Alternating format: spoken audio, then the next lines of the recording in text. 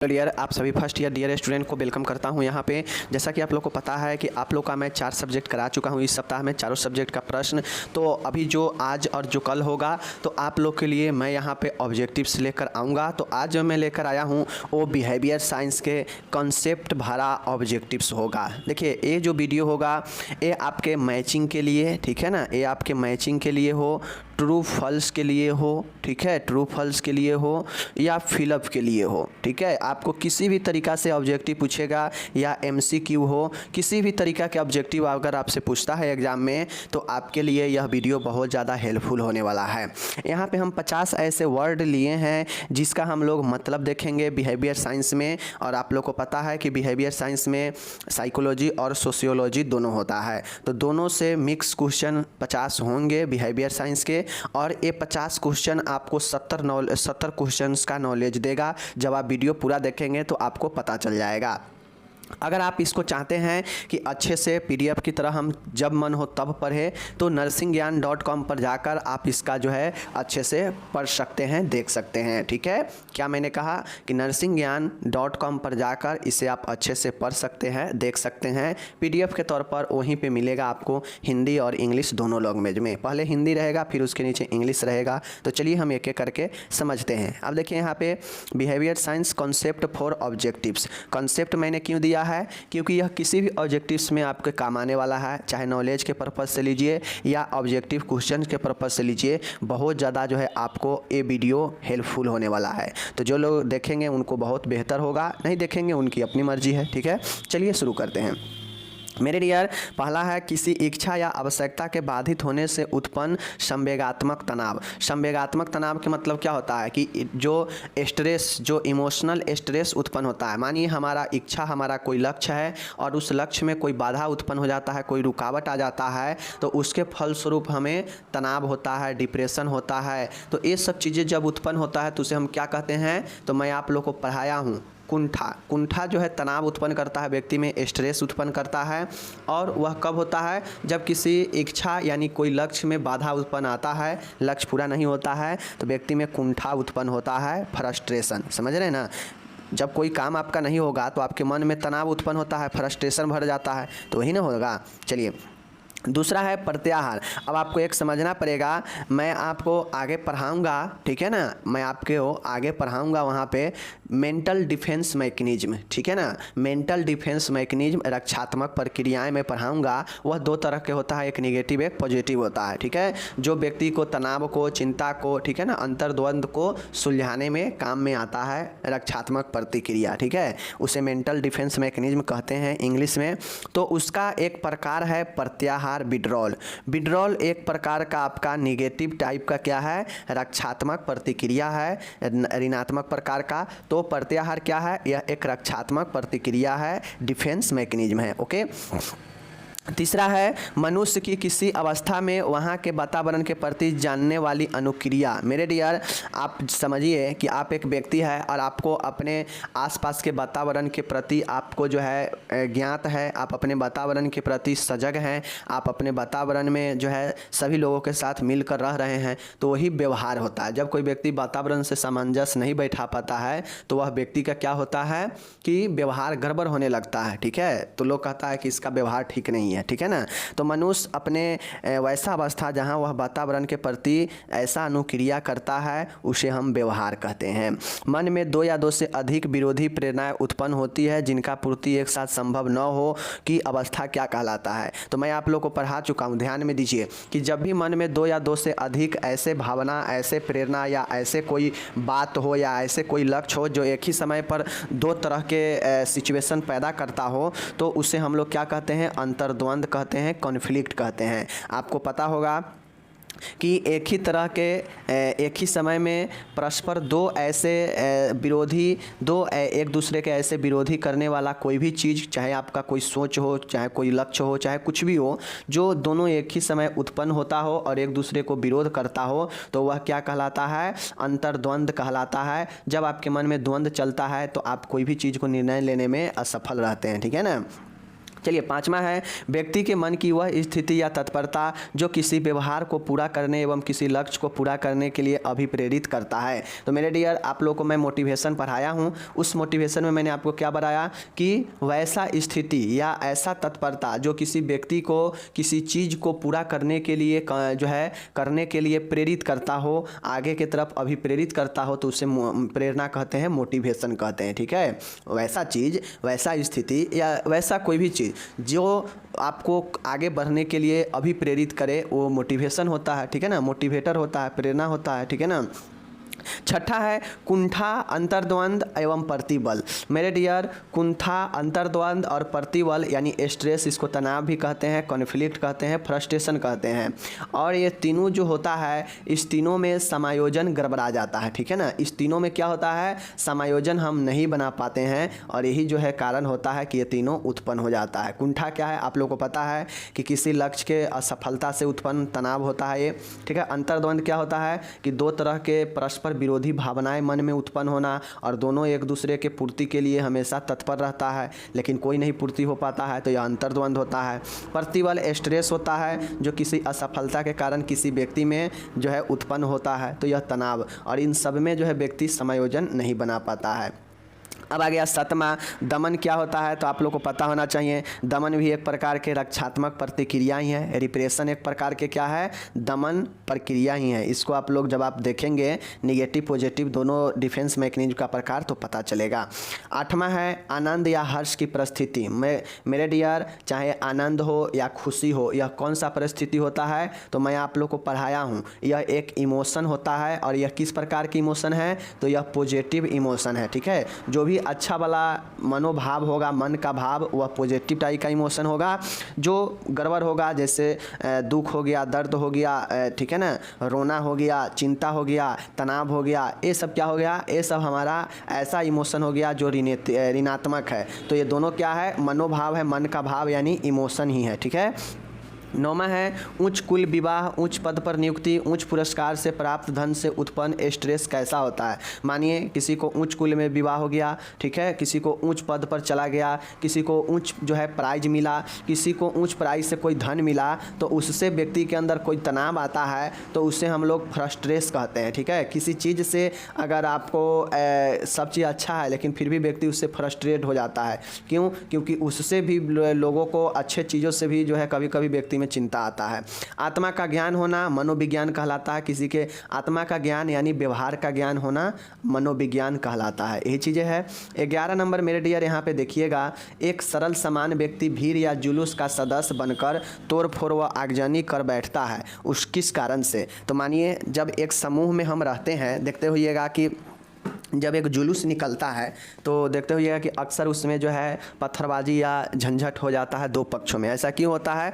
इसीलिए होता है कि जो व्यक्ति होता है ना, वह समूह मनोबल के कारण अपने आप को बहुत ज़्यादा ऊर्जावान समझने लगता है। सोचता है कि हम तो ग्रुप में हैं, 50, 100, 500 आदमी के साथ में हैं, जुलूस में हैं, कुछ भी होगा तो सब फंसेगा या कुछ भी होगा तो सब पर लगेगा। तो इसलिए जो है उसमें के व्यक्ति जो है दंगा या तोड़फोड़ करने के लिए उतावला हो जाता है। तो एक ऐसा सरल समान व्यक्ति भीड़ या जुलूस का सदस्य बनकर तोड़ या फोड़ आगजनी कर बैठता है, तो उसे समूह मनोबल कहते हैं। ठीक है, समूह मनोबल के कारण ही वह जो है समूह में बनकर जो है तोड़ फोड़ और आगजनी कर बैठता है। ठीक है, न तो अकेला एक समान व्यक्ति जो है से संभव नहीं है कि किसी के तोड़ फोड़ और कुछ भी कर दें।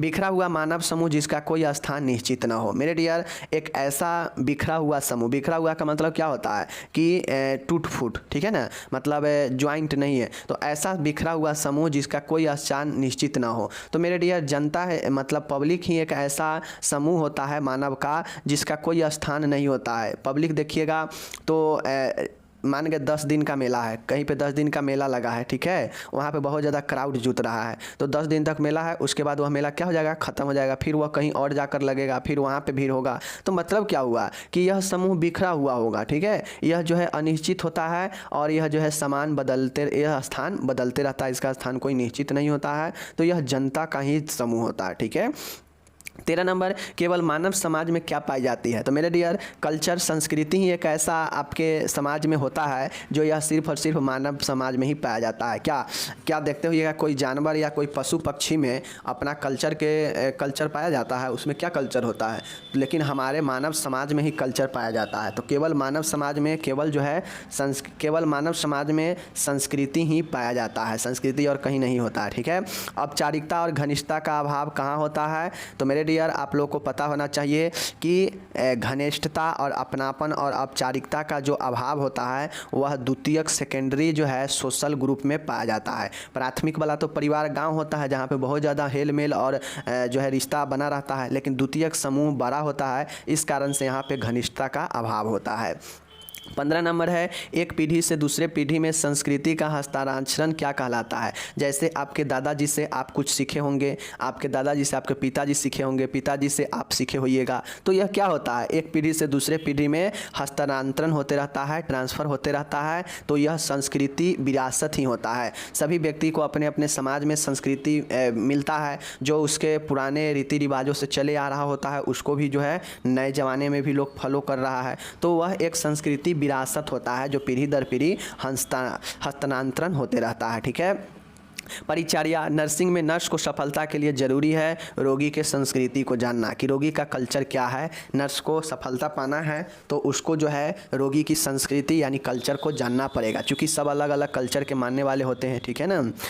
17 नंबर देखिएगा, परिवार, क्रीड़ा समूह, पड़ोस, शिक्षण संस्थान एवं अन्य संस्थाएं बनाती है समाजीकरण की सक्रिय इकाएं। मेरे डियर, चाहे परिवार हो, चाहे क्रीड़ा समूह हो, चाहे पड़ोस हो, या शिक्षण संस्थान हो, या अन्य संस्थान हो, यह समाजीकरण की सक्रिय इकाई होता है। ठीक है। यह क्या होता है? समाजीकरण की ये सब एक सक्रिय एक्टिव इकाई होता है। ठीक है। चाहे शिक्षण संस्थान हो या कोई और संस्थान हो, यह सब के सब समाज का एक सक्रिय इकाई होता है। ठीक है। 18 है, एक ही प्रकार के व्यक्तियों का समूह क्या कहलाता है? एक ही प्रकार के व्यक्तियों का समूह, तो व्यक्तियों का समूह क्या कहलाएगा? समाज कहलाएगा। अब वो अलग की बातें हैं कि द्वितीयक सामाजिक समूह होगा कि प्राथमिक सामाजिक समूह होगा, वो तो अलग की बात है, वो संख्या पर निर्भर करता है। लेकिन जब व्यक्ति का समूह सीधा हो तो वह एक समाज होता है। एक ही प्रकार के व्यक्तियों का समूह एक समाज होता है। ठीक है। तो ये चीज़ें आप लोग समझिए। नेक्स्ट है 19, एक ही प्रकार के व्यक्तियों के समूह का मतलब होता है कि टीम ए टीम बी। ठीक है। इसमें जितना भी सदस्य है वो सब टीम ए का ही है, टीम ए का ही मेंबर है, तो वो क्या कहलाएगा? तो टीम ए का जितना भी मेंबर होगा वह कौन सा समाज बनाएगा? तो वह ए ही प्रकार के समाज भी निर्माण करेगा, तो ए हो जाएगा। अगर बी टीम में जितना भी मेंबर है वह कोई समाज बनाएगा तो वह बी प्रकार के ही एक समाज बनाएगा। तो यही चीज़ें आप लोग समझिए। ओके। 19 है, सामाजिक संबंधों के ताने बाने का प्रतीक क्या है? तो मेरे डियर, सामाजिक संबंध, जैसे ही सामाजिक संबंध आ जाए समझ जाइएगा कि समाज का डिफिनीशन ही होता है कि सामाजिक संबंधों का ताने बाने यानी सामाजिक संबंधों का जाल जो होता है वही एक समाज होता है। ठीक है। चलिए, समाज जो है सामाजिक संबंधों का एक जाल है यानी ताना बाना है। मानव के निवास के कारण स्वतः विकसित हो जाता है समुदाय। मानव जहाँ भी निवास करने लगता है वहाँ पे एक ऑटोमेटिक जो है समुदाय का निर्माण होने लगता है। ठीक है। कम्युनिटी का निर्माण होने लगता है। 21 नंबर है, लैटिन भाषा के शब्द पर्सोना से उत्पन्न हुआ है। मैं आप लोग को पर्सनालिटी बताया हूँ कि नहीं बताया हूँ? अगर नहीं बताया हूँगा तो आगे पढ़ाएंगे। पर्सनालिटी जो होता है वह लैटिन भाषा के पर्सोना से बना है, पर्सोना से लिया गया है, जिसका व्यक्तित्व होता है, और इंग्लिश में इसका पर्सनालिटी कहते हैं। तो ये जो पर्सनालिटी होता है पर्सोना से ही लिया गया है। ओके। अब यहाँ पे देखिएगा, IQ लेवल अगर किसी को 0 से लेकर 25 से कम होता है, मतलब इसके बीच में होता है, तो उसको हम लोग जड़ बुद्धि यानी इडियट कहते हैं। ठीक है। तो आप लोग समझ लीजिए कि किसी का अगर IQ लेवल इतना है तो वह इडियट होता है, जड़ बुद्धि का होता है। ओके। 23 नंबर मेरे डियर देखिएगा, यहाँ पे किसी बौद्धिक क्रिया, इंटेलिजेंस, एक्शन करने की क्षमता मानसिक युक्ति कहलाता है। कोई व्यक्ति अपने बौद्धिक क्षमताओं, बौद्धिक क्रिया करता है, मतलब अपने दिमाग का काम करता है, तो वह उसका मानसिक योग्यता ही होता है। ठीक है। किसी बौद्धिक क्रिया मतलब किसी बुद्धि का काम करने की क्षमता को मानसिक योग्यता ही कहते हैं। जब कोई व्यक्ति का मानसिक योग्यता ठीक रहेगा तब ना वो अपने बुद्धि से काम कर पाएगा, तो यही मानसिक योग्यता होता है। ठीक है ना। चलिए मानसिक योग्यता या मानसिक स्वास्थ्य भी उसको कह सकते हैं, कोई दिक्कत नहीं है। ओके, कैटिल द्वारा वर्णित शील गुण ट्रेट्स, मतलब डियर जो कैटिल थे इन्होंने व्यक्तित्व के क्षेत्र में, पर्सनालिटी के क्षेत्र में इन्होंने ट्रेट दिया, और ट्रेट मतलब होता है शील गुण, और इन्होंने कुल 171 टाइप्स के जो है व्यक्तित्व को बारे में बताया कि व्यक्तित्व में 171 टाइप के शील गुण होते हैं, और यही जो है हमारा कैटिल का ट्रेट कहलाता है। 25 नंबर है, भारतीय दर्शन के अनुसार सात्विक व राजसी व्यक्तित्व के अलावा तीसरा व्यक्ति कौन है? मेरे डियर, भारतीय दर्शन के अनुसार एक सात्विक है, एक राजसी है और एक तामसी व्यक्ति होता है। तीसरा कौन सा है? तामसी व्यक्ति, याद रखिएगा। 26 नंबर है, यह बहुत बार पूछा जा चुका है, यह फार्मूला IQ लेवल निकालने का, ठीक है ना। तो IQ लेवल निकालने का फार्मूला पूछेगा, बुद्धि लब्धि इसको कहते हैं, इंटेलिजेंस क्वोटिएंट, बुद्धि लब्धि। तो इसका जो फार्मूला होता है मेंटल एज, ठीक है ना, मेंटल एज बटा में एक्चुअल एज, ठीक है, एक्चुअल एज और इनटू में होता है 100, ठीक है। तो ये याद रखिएगा, मानसिक आयु बटा में शारीरिक आयु और इनटू में 100, यही होता है IQ लेवल। ओके, चलिए 11 माह से 3 वर्ष की आयु क्या कहलाता है? मेरे डियर, आप लोग को पता होना चाहिए 11 माह से यानी सीधा कहिए 1 से 3 वर्ष की आयु क्या कहलाता है? यह प्रारंभिक बाल्य अवस्था होता है, ठीक है, यह प्रारंभिक बाल अवस्था होता है, याद रखिएगा। ओके, 28 नंबर का है, वह समूह जिसमें हीन बुद्धि, मोरोन, मूड विधि, इम्बेसिल एंड जड़ बुद्धि, इडियट्स वाले लोग होते हैं। मेरे डियर, ये सब हीन बुद्धि का या मूढ़ बुद्धि का या जड़ बुद्धि का जो व्यक्ति जिस समूह में रहते हैं उसे मानसिक पिछड़ापन कहा जाता है। मानसिक रूप से पिछड़े हुए व्यक्ति मानसिक पिछड़ापन होता है, ठीक है। व्यक्तित्व पर्सनालिटी का विकास 5 वर्ष की अवस्था से प्रारंभ हो जाती है, यह फॉर्म के अनुसार जो है कहा गया है। यहाँ पे डबल एम होगा, ठीक है, यहाँ पे डबल एम होगा। तो इरिक फॉर्म जो थे, इरिक फॉर्म ने कहा कि व्यक्तित्व का विकास जो है 5 वर्ष की अवस्था से प्रारंभ हो जाती है। तो इरिक फॉर्म का यह जो है थ्योरी याद रखिएगा। ओके, नेक्स्ट है व्यक्तित्व की वह अस्थायी विशेषता जिसके द्वारा व्यक्ति का व्यवहार विभिन्न परिस्थितियों में लगभग एक सा होता है। मतलब जो ऊपर आप शील गुण देखे हैं ना, 171 टाइप का शील गुण कैटल के अनुसार, तो इसी में जो पर्सनालिटी होता है, एक पर्सनालिटी का एक ऐसा परमानेंट कैरेक्टरिस्ट है जो व्यक्ति उसी स्थिति में जो है एक सा जैसा व्यवहार प्रदर्शित करता है। मतलब किसी परिस्थिति में वह समान जो है व्यवहार प्रदर्शित करता है, वही जो है शील गुण कहलाता है, ट्रेट्स कहलाता है, ठीक है। और ट्रेट्स किसका पार्ट है? तो पर्सनालिटी का, ठीक है ना, याद रखिएगा। ट्रेट्स किसका पार्ट है? पर्सनालिटी का जो है पार्ट है हमारा ट्रेट, ठीक है। ट्रेट के मतलब क्या होता है? शील गुण। ओके, और शील गुण में होता यह है कि चाहे परिस्थिति कोई भी हो, व्यक्ति एक ही व्यवहार, एक ही जैसे व्यवहार जो है दर्शाता है, तो वह व्यक्तित्व का अस्थायी विशेषता होता है और यह एक शील गुण होता है। ओके, 31 नंबर है, इंद्रिय ज्ञान यानी परसेप्शन। इंद्रिय ज्ञान का मतलब क्या होता है? परसेप्शन। इंद्रिय ज्ञान मतलब आप सूंघने टेस्ट को पहचान रहे हैं, किसी भी चीज़ को देख रहे हैं तो उसको पहचान पा रहे हैं, सुन रहे हैं तो आवाज़ के चीज़ों को पहचान पा रहे हैं, तो ये सब इंद्रिय ज्ञान होता है, ठीक है। और यही परसेप्शन होता है, किसी भी चीज़ के बारे में आपके अंदर अगर ज्ञान हो जाता है, आप जान जा रहे हैं, समझ जा रहे हैं, तो वही परसेप्शन होता है, ठीक है। तो यही देखिए, इंद्रिय ज्ञान परसेप्शन द्वारा कुछ निश्चित उद्दीपकों को दिए समय में अपनी चेतना में लाना। देखिए, इंद्रिय ज्ञान द्वारा मतलब हम अपने किसी भी इंद्रिय ज्ञान, चाहे नाक हो, आँख हो, कान हो, कुछ भी हो, ये सब इंद्रिय ही हैं। और इसके ज्ञान द्वारा अगर हम कोई भी चीज़ को अपने चेतना स्तर, कॉन्शियस क्षेत्र में लाते हैं तो उसको हम लोग ध्यान कहते हैं, ठीक है। कोई भी चीज़ें जो है हम उसको अपने इंद्रिय ज्ञान के जरिए अपने कॉन्शियस क्षेत्र में लाते हैं तो उसे ध्यान ही कहते हैं, ठीक है।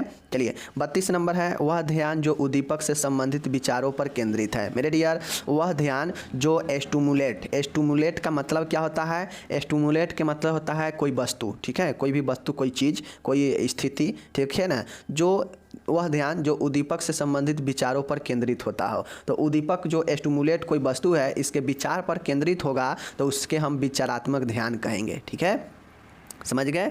उसके बाद अब यहाँ पे देखिएगा, व्यक्ति यदि समस्या समाधान के लिए यदि प्रयत्न एवं भूल का सहारा लेता है तो इसे क्या कहते हैं? मेरे डियर, कोई ऐसा व्यक्ति, ठीक है ना, कोई ऐसा व्यक्ति जो अपने समस्या को समाधान के लिए, प्रॉब्लम सॉल्विंग के लिए वह ऐसा प्रयत्न करे कि वह भूलने का सहारा लेता हो, ठीक है ना। मतलब कोई भी चीज़ को भूल कर किसी भी चीज़ को जो है समस्या को सॉर्ट आउट करने का कोशिश करता हो तो उसे हम लोग यादृच्छिक अन्वेषण समस्या समाधान कहते हैं, ठीक है। यह एक समस्या समाधान का प्रकार है। ओके, 34 नंबर है प्रत्यक्षीकरण, परसेप्शन। परसेप्शन को हम लोग प्रत्यक्षीकरण भी कहते हैं, ठीक है ना, कि वह प्रक्रिया जिससे उद्दीपक का अर्थ स्पष्ट होता हो। मतलब प्रत्यक्षीकरण की एक ऐसा प्रक्रिया जिससे उद्दीपक का अर्थ, मतलब सामने वाला वस्तु जो आपके सामने है उसके बारे में आप अर्थ को स्पष्ट कर पाते हैं, तो उसे एकीकरण प्रक्रिया कहते हैं। एकीकरण प्रक्रिया के जरिए आप किसी भी उद्दीपक का अर्थ स्पष्ट कर पाते हैं, ठीक है। 35 नंबर है रुचि। रुचि का मतलब इंटरेस्ट, आदत, सामाजिक प्रेरणा, निर्धारण के व्यक्तिगत कारण है। क्या है, देखिए आपके अंदर रुचि कैसा है, हैबिट क्या है, सामाजिक आपके अंदर प्रेरणा कैसे बन रहा है, तो इसके निर्धारण के व्यक्तिगत कारक कौन सा है, ध्यान। जैसा आप ध्यान लगाएंगे, जैसा आपका रुचि होगा, जैसा आपका आदत होगा, जैसे आपको सामाजिक प्रेरणा मिलेगा, वैसा ही आपका ध्यान जो है किसी भी चीज़ पर उतना ही प्रभावी होगा, ठीक है। तो ये ध्यान जो है आपको ये सब निर्धारित करता है, ठीक है। ये सब चीज़ें जो है ध्यान को निर्धारित करता है। उद्दीपक स्टिमुलेट्स को चेतना में केंद्र में स्थापित करना। देखिए कोई भी वस्तु, कोई भी स्टिमुलेट हो, उसे आप चेतना के केंद्र में लाते हैं तो वह ध्यान के जरिए ही लाते हैं। तो जैसे ही कहीं भी आपसे पूछ ले कि स्टिमुलेट है, उसके हम कॉन्शियस क्षेत्र में लाकर स्थापित कर रहे हैं, किसके जरिए, तो ध्यान के जरिए। ध्यान के जरिए हम स्टिमुलेट यानी कोई भी वस्तु, कोई भी चीज़ को अपने माइंड के कॉन्शियस क्षेत्र में लाते हैं, ठीक है, स्थापित करते हैं। 37 नंबर है अमूर्त चिंतन, अब्स्ट्रैक्ट थिंकिंग की योग्यता। क्या है, अमूर्त चिंतन एक बुद्धि की योग्यता है, ठीक है। कोई भी व्यक्ति के अंदर अब्स्ट्रैक्ट थिंकिंग, अमूर्त चिंतन है तो वह उसके बुद्धि का एक योग्यता होता है, ठीक है। नेक्स्ट देखिएगा 38 नंबर चित्त भ्रम, हेलुसिनेशन प्रकार के प्रत्यक्षीकरण, परसेप्शन दोष में अनुपस्थित होता है उद्दीपक। मेरे डियर आप लोग को मैं बताता हूँ, दो चीज़ें होता है, एक होता है एलूजन होता है और एक हेलुसिनेशन होता है। एक होता है भ्रम और एक होता है चित्त भ्रम यानी विभ्रम। तो अगर आप कहीं भी हेलुसिनेशन देखिएगा, अगर आपको हिंदी में कन्फ्यूजन होता हो तो इंग्लिश को देखिएगा, हेलुसिनेशन और एलूजन, ठीक है, एलूजन। अगर आप इसको देखिएगा तो आप समझ जाइएगा कि हेलुसिनेशन में अगर किसी व्यक्ति को होगा, दोनों में भ्रम ही, दोनों में, चाहे वो आपका भ्रम है चाहे वो आपका विभ्रम है, दोनों में भ्रम ही होता है। लेकिन डिफरेंस ये होता है कि किसी चीज़ के बारे में अगर भ्रम अगर हेलुसिनेशन में होगा तो उसमें वह चीज़ अनुपस्थित होता है। जैसे मानिए सामने अंधेरा में टहलने निकले, ठीक है, और सामने जो है हमें क्या हुआ, हमें ऐसा आभास हो रहा है, ऐसा भ्रम हो रहा है कि हमें लग रहा है सामने भूत खड़ा है, लेकिन ऐसा रियलिटी कुछ नहीं है। हमें लग रहा है कि भूत खड़ा है लेकिन वहाँ पे कोई चीज़ है भी नहीं।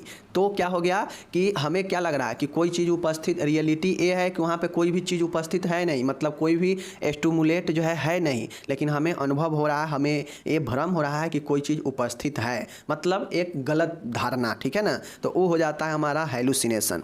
लेकिन एलूजन में होता यह है, भ्रम में, कि कोई ना कोई चीज़ उपस्थित होता है, ये बात सत्य है कि कोई ना कोई चीज़ होता है, बट उसका गलत पहचान करते हैं, ठीक है, उसका गलत जो है पहचान कर लेते हैं। मतलब वहाँ पे कोई एक चीज़ उपस्थित जरूर है लेकिन उसका गलत पहचान करते हैं। जैसे चल रहे हैं रोड पर, कुछ दूर हम इधरे हैं, रोड पर रस्सी जो होता है वह पड़ा हुआ है, इधर उधर लपेटा हुआ, तो हमें कुछ दूर पहले से ही लग गया कि कहीं वो तो सांप तो नहीं है, हमें मन में सांप का डर सताने लगा, सांप का भ्रम आने लगा। जबकि रियलिटी क्या है कि है तो कोई चीज़ जरूर उपस्थित, लेकिन वह सांप नहीं, वह रस्सी है, ठीक है। इसी प्रकार से अंधेरे में पेड़ है, सामने पेड़ है, लेकिन हमें लग रहा है कि वह भूत है, मतलब पेड़ तो उपस्थित है, कोई ना कोई चीज़ एक तो उपस्थित है, बट उसका हम गलत जो है आइडेंटिफाई कर रहे हैं, तो यह भी जो है हमारा भ्रम होता है। तो दोनों में माइनर डिफरेंस है। हेलुसिनेशन में चीज़ें अनुपस्थित होता है, जबकि एलूजन में चीज़ें उपस्थित होता है लेकिन गलत पहचान करते हैं, ठीक है। तो यही उद्दीपक, दोनों में उद्दीपक जो होता है रोल होता है। हेलुसिनेशन में उद्दीपक उपस्थित नहीं होता है, जबकि एलूजन में उपस्थित होता है लेकिन गलत पहचान करते हैं, ठीक है। चलिए 39 नंबर का है रसरी को सांप समझना। वही चीज़ें मैंने बताया कि रसरी को सांप समझना भ्रम में होता है, एलूजन में होता है, अभी मैंने एग्जाम्पल पे बताया, ठीक है ना। वह मानसिक प्रक्रिया जिससे किसी वस्तु या स्थिति का तात्कालिक ज्ञान केंद्रियों द्वारा होता है, क्या कहलाता है। तो अगर आपको किसी भी वस्तु, किसी भी चीज़ के बारे में अगर आपको ज्ञान होता है तो वह परसेप्शन के जरिए, प्रत्यक्षीकरण के जरिए, ठीक है, वह मानसिक प्रक्रिया। और परसेप्शन क्या है, एक मेंटल प्रोसेस, एक मानसिक प्रक्रिया है जिससे किसी वस्तु या स्थिति का तत्काल मतलब उसी क्षण हमें ज्ञान प्राप्त होता है, वह प्रत्यक्षीकरण के जरिए ही, ठीक है। तो परसेप्शन आगे पढ़ेंगे डिटेल में, पता चलेगा आपको। 11 है कोयला, खनिज तेल, बायोगैस, ये सब क्या है? परंपरागत ऊर्जा का संसाधन है, आप लोग को पता होना चाहिए। 42 नंबर है राष्ट्र द्वारा पूरे वर्ष के दौरान उत्पादित अंतिम वस्तुओं व सेवाओं के शुद्ध मूल्य के योग का अर्थ क्या होता है? राष्ट्रीय आय होता है, नेशनल इनकम होता है। ठीक है। 43 है घरेलू जीडीपी एवं सकल राष्ट्रीय उत्पाद जीएनपी द्वारा प्रभावित होता है राष्ट्रीय आय। अगर ए और ये कोई भी घटेगा तो राष्ट्रीय आय भी प्रभावित होगा। ठीक है ना, तो ये चीज़ को समझना चाहिए।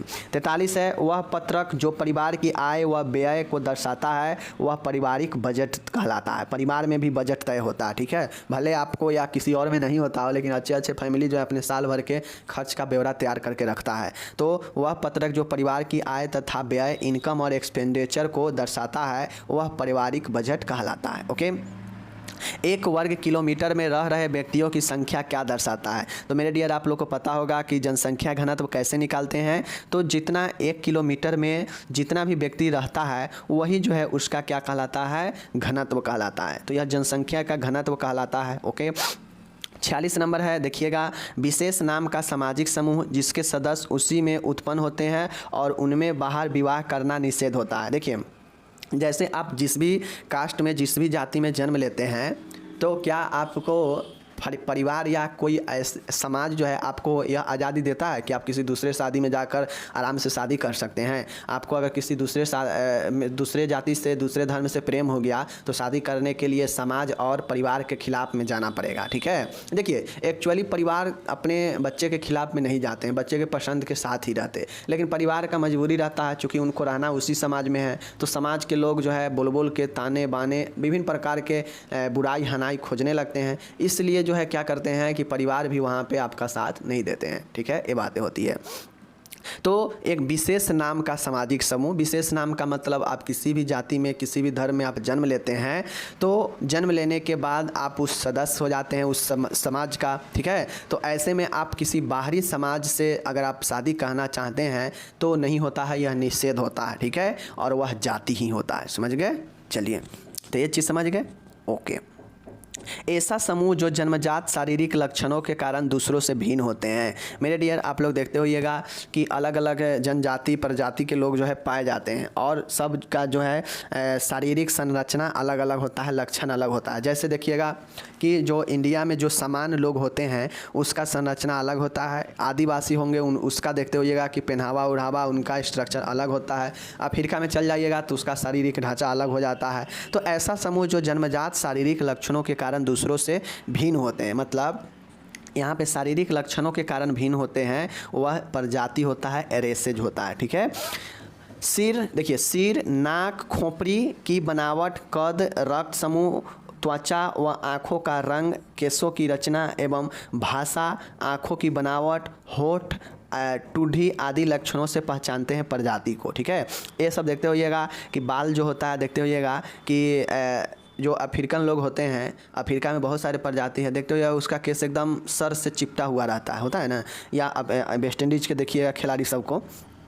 उसके बाद 49 नंबर है स्वास्थ्य सेवा की आधारभूत इकाई क्या है? परिवार है। स्वास्थ्य सेवा अगर है लेकिन परिवार अगर नहीं लाभ लेगा तो कहाँ से हो पाएगा? तो इसीलिए दहेज, बाल विवाह, विवाह विच्छेद, अविवाह, मातृत्व, यौन स्वच्छता, अविवाहित दंपति आदि संबंधी है विवाह से। मेरे डियर, इसमें कोई भी ऐसा वर्ड नहीं है जिसका संबंध जो है विवाह से नहीं हो, ये सब का संबंध जो है विवाह से होता है, तो इसीलिए इसका संबंध विवाह है। ओके, तो इस प्रकार से मैंने 50 वर्ड यहाँ पे 50 प्रश्न को समझाया। बहुत लोग होंगे जो कॉन्शियस होकर रियल में अच्छे से समझे होंगे तो उनको बहुत चीज़, कम से कम तो 50 वर्ड समझ में आया होगा। और ये 50 वर्ड समझ गए तो समझिए आपका साइकोलॉजी और सोशियोलॉजी का बहुत सारे वर्ड को आप समझ गए, जो आपके एग्ज़ाम में आने वाले समय में ऑब्जेक्टिव्स में बहुत मदद करेगा। यही सबसे ऑब्जेक्टिव पूछ लेगा। ठीक है ना, तो आपको ध्यान में रखना पड़ेगा। ठीक है, चलिए मिलेंगे अगले वीडियो में। और यहाँ पे इंग्लिश है, इसके बाद ऊपर सब हिंदी था, ये नीचे 50 का इंग्लिश दिया गया है। तो जो इंग्लिश वाले हैं अपना इंग्लिश में तैयारी कीजिएगा। बहुत लोग कहते हैं कि सर PDF में इंग्लिश नहीं रहता है, मैं सब में इंग्लिश देता हूँ, हिंदी इंग्लिश सब में साथ ही रहता है। आप ठीक से PDF डाउनलोड कीजिएगा तब ना पढ़ पाइएगा, सीधा कहिएगा कि नहीं है तो सीधा कहने के लिए कोई बात नहीं है। ओके, बाकी चलिए हम मिलेंगे आपसे अगले वीडियो में, तब तक के लिए धन्यवाद।